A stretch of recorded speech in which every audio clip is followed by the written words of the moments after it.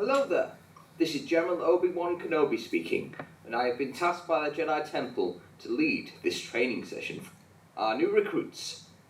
Throughout this session, I will be delivering a presentation discussing the events that happened to General Skywalker's brave battalion, the 501st, during the Battle of Umbara, so that we can learn from our mistakes and better ourselves moving forward as a stronger alliance. Before I start, I would like to apologise for any glitches. We are currently experiencing separatist interference, sir. I will try my best to hold on for as long as I can. So, let's dissect the battle timeline.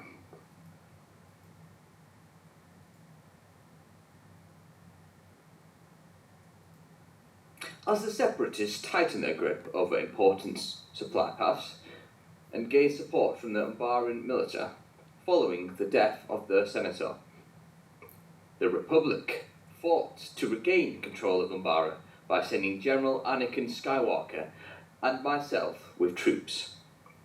Our forces broke through the separatist blockade, allowing military assault ships to enter the planet's atmosphere.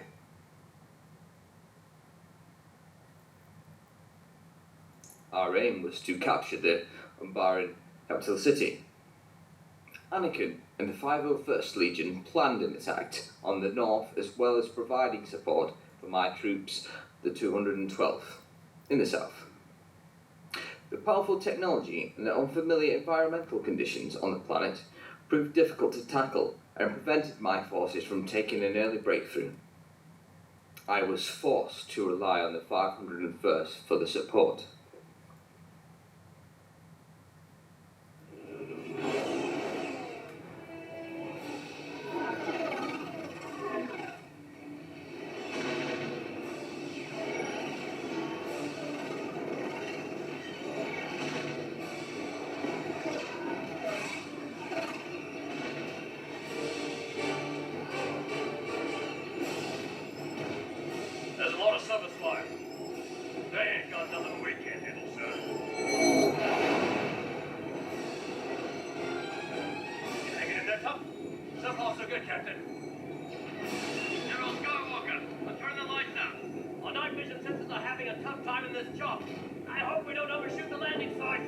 Just get us as close as you can. Time to lock and load!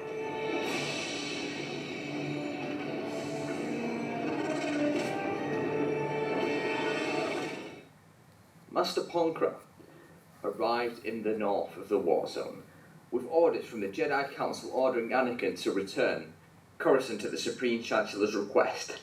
Anakin reluctantly followed the orders and transferred his command of the 501st to Master Crow for the period of time of the battle.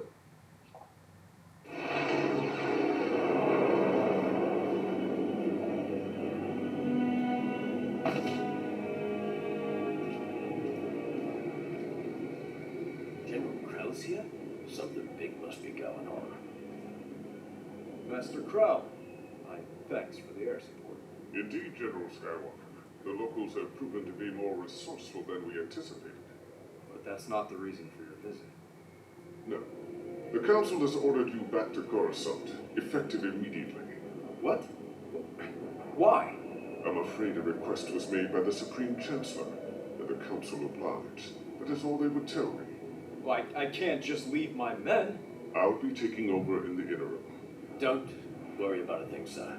We'll have the city under Republic control by the time you're back. Master Krell, this is Rex, my first in command. You won't find a finer and more loyal trooper anywhere. Good to hear that. I wish you well, Skywalker.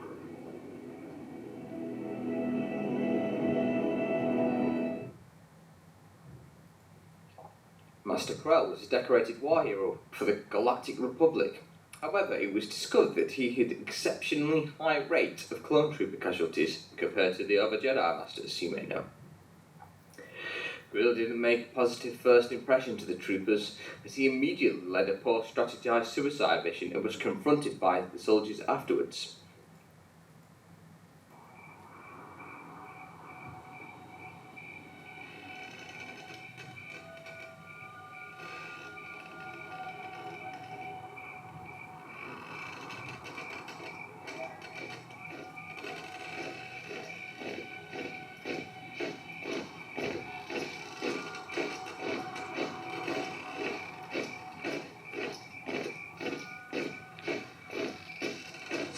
7567. Do you have a malfunction in your design? You pulled your forces back from taking the capital city. The enemy now has control of this route. This entire operation has been compromised because of your failure.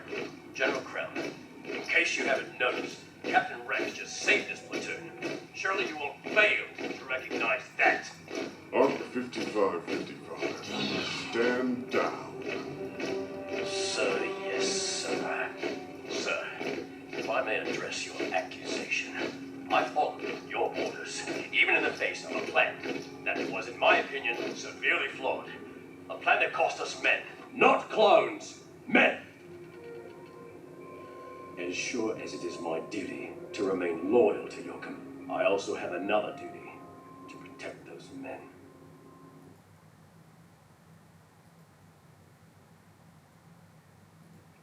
I remember informing Krill about an airbase we had discovered. If the 501st could take control of this airbase, storming the capital would be easy as pie. The 501st progressed onwards after Krill ordered a full forward assault to take the airbase. However, the troopers are met with impacting their casualties more.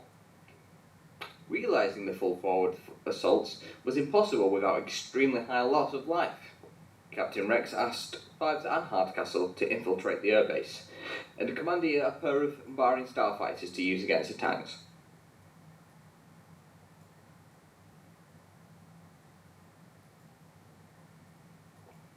Tensions began to grow between Krill and the other clone fighters. Captain Rex defied Krill's orders and was successful. At this moment in time, I was unaware of the bravery executed by the clones and the dangerous battle strategy of Krill, so I congratulated Krill on his victory.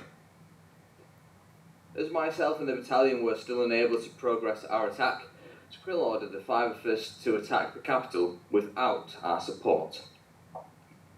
Adamant to find a different way to avoid another one of our Master Krill's suicide missions, Rex's men broke the Umbaran codes that were stopping them from using the Umbaran technology. Captain Rex suggested to Krill they should use the starfighters to sneak past Barons and take out the supply ship that is aiding the capital. However, this idea was swiftly dismissed. Clone Trooper 5 decided that they would take the starfighters against Krill's orders with Troopers Jesse and Hardcastle. The three men took flight in the stolen starfighters and infiltrated the supply ship. However, they were backed in a corner by separatist droids, so in an act of bravery, Hardcastle sacrificed himself to save the mission and his brothers and bombed the reactor of the supply ship. Sir, we have confirmed that there are 3 commandeered starfighters heading toward the main reactor. Strengthen our defenses. Reactor core locked. Prepare missiles. Fire missiles! Activate ray shields. Roger, roger.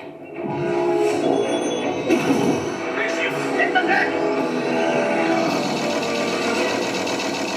This may have been a bad idea after all. Intruder alert.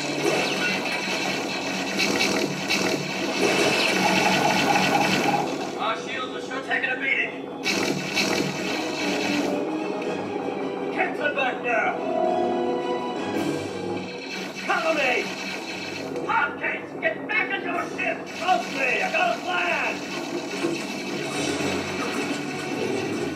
This is for the 501st!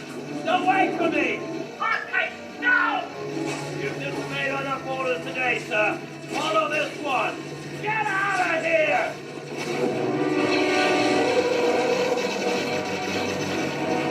Final hard case.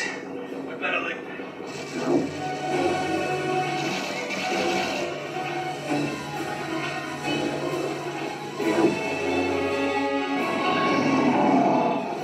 Live to fight another day, boys. Live to fight another day.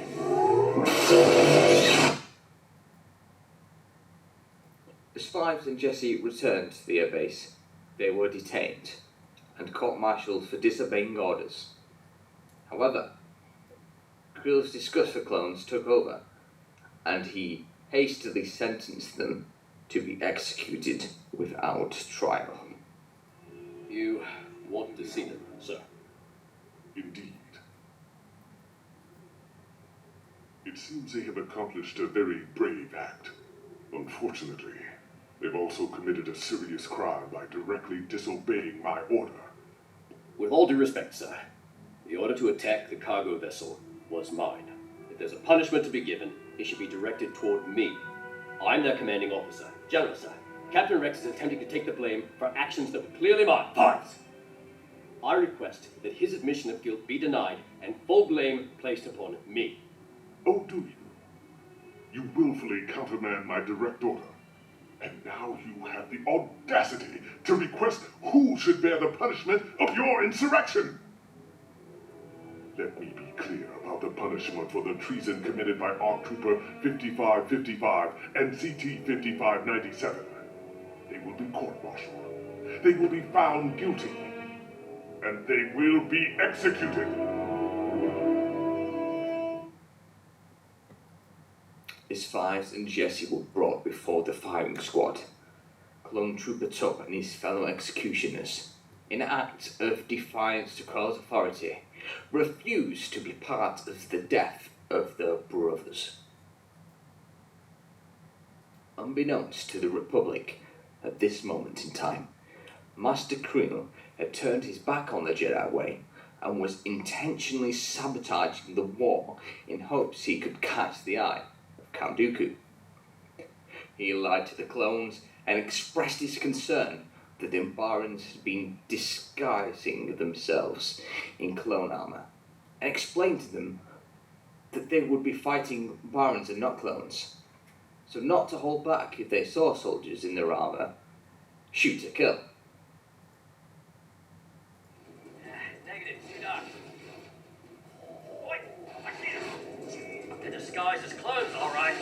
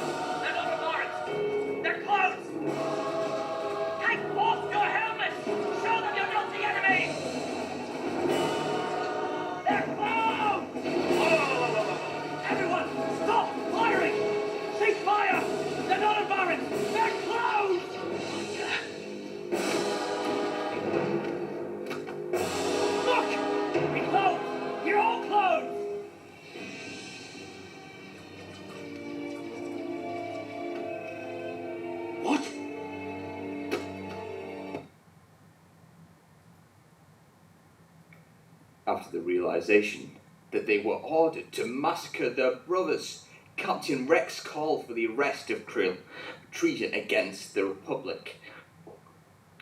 Rex and his men prepared to walk in on Krill. If you are unaware with who Master Krill was, he was a powerful force wielder from the Basilic species. He stood 7 foot 9 inch tall, and because of his Basilic autonomy, was a skilled fighter who would wield 2 double-ended lightsabers and was not merciful. This combined with his considerable strength would be enough to terrify anyone. He had been known to pick up advertisers and throw them, at one point even breaking a trooper's spine over his leg. Bronkrill's unique sabers had the ability to fall down in the middle, allowing him to carry them with ease. His favourite technique would be to spin the sabers like buzzsaws, and with deadly precision, which would have devastating effects. So you can imagine the amount of risk the clones were taking to arrest Krill.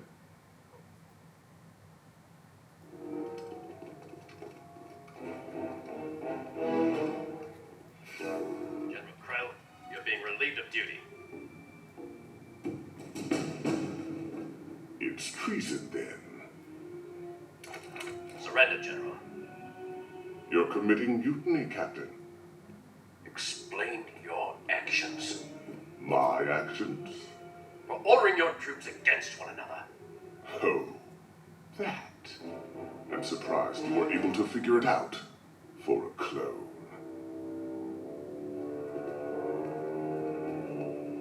Surrender, General. You're outnumbered. Dare to attack a Jedi!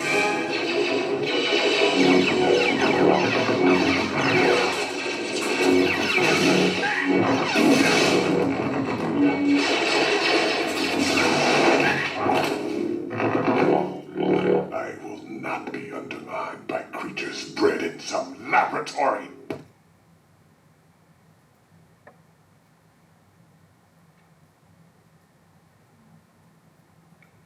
After the realization, Krill would not go without a fight, and after a long, gruesome battle with genius and skill to manage to stun Krill, the troopers were then able to hold him in a prison cell.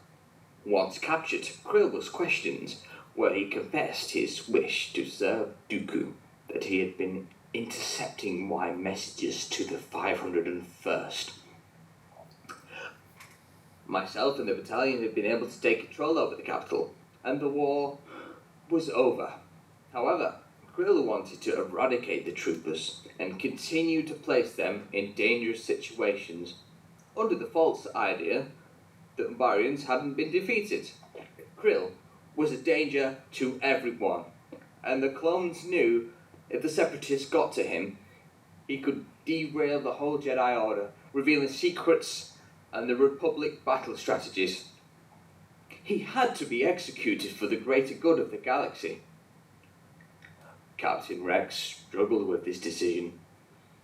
He was a good man. I didn't feel he could execute him. But before he had a chance to pull the trigger, another trooper, going by the name Dogma, shot Krill in his cell, killing him. Dogma had been a loyal soldier and followed Krill's orders to the T. However, after his grand plan was revealed, this broke Dogma, and he couldn't take it anymore.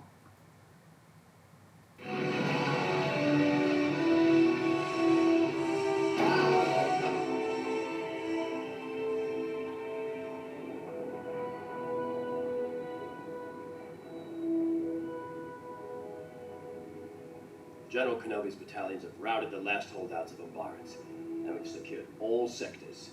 We did it. We took Umbara.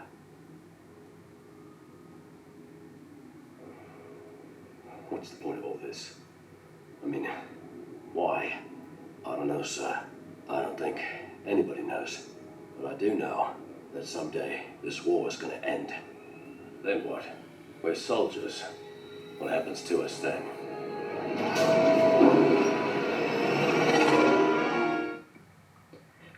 During this mission, the 501st faced many challenges, but through their loyalty to one another and their faith in themselves, they had the bravery to stand up and do what was right, and be the best for their brothers and the Republic. They're some of the strongest, most courageous men I know, and are shining examples of what a soldier should be. Thank you for listening to my presentation. I hope you have learned something from our talk, and can't wait to have you as our new recruits. Goodbye for now.